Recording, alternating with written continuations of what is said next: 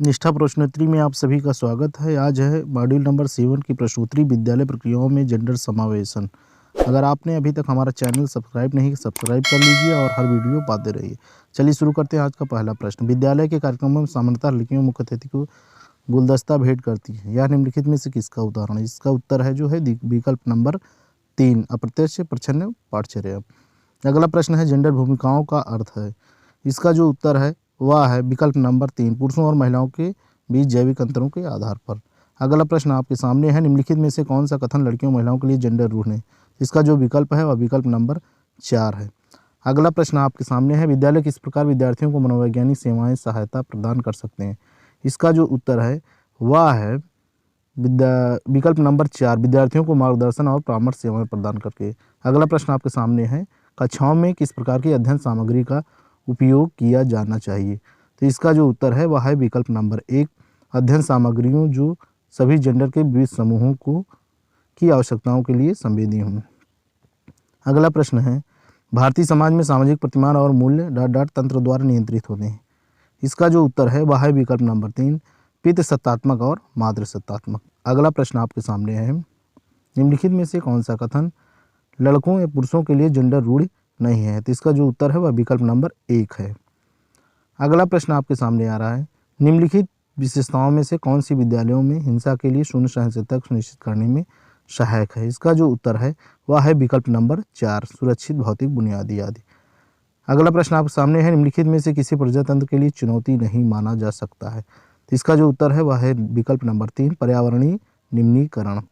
अगला प्रश्न जेंडर समानता के सिद्धांत का अर्थ है। इसका जो उत्तर है वह विकल्प नंबर 4 है। अगला प्रश्न आपके सामने आ रहा है जेंडर समान निम्नलिखित में से कौन सी कक्षा में अध्यापक की भूमिका का भाग नहीं है? तो इसका जो उत्तर है वह है 3 विद्यार्थियों के गृह कार्य को करना। अगला प्रश्न आपके सामने है कोई शिक्षक किस प्रकार जेंडर हितैषी कक्षा सुगम बना सकता है? इसका जो उत्तर है वह भी है विकल्प नंबर 4। अब आ जाते हैं हम अगले प्रश्न पर। जेंडर विभाजन है।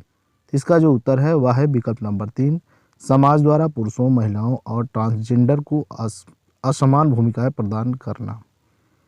अगले प्रश्न पर हम आ जाते हैं विद्यालय में निम्नलिखित में से कौन सा गतिविधि जेंडर भेदभाव को नहीं प्रदर्शित करता है?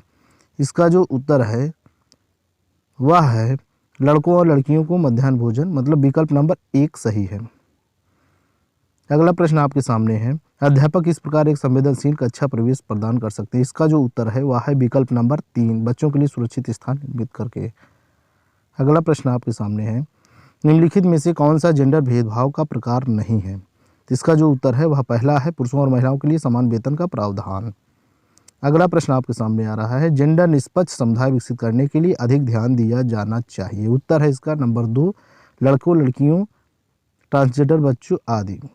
अगला प्रश्न आपके सामने है प्रच्छन्न अप्रत्यक्ष पाठचर्या के विषय में निम्नलिखित में से क्या सत्य नहीं है? तो इसका उत्तर जो है विकल्प नंबर 2 सही है।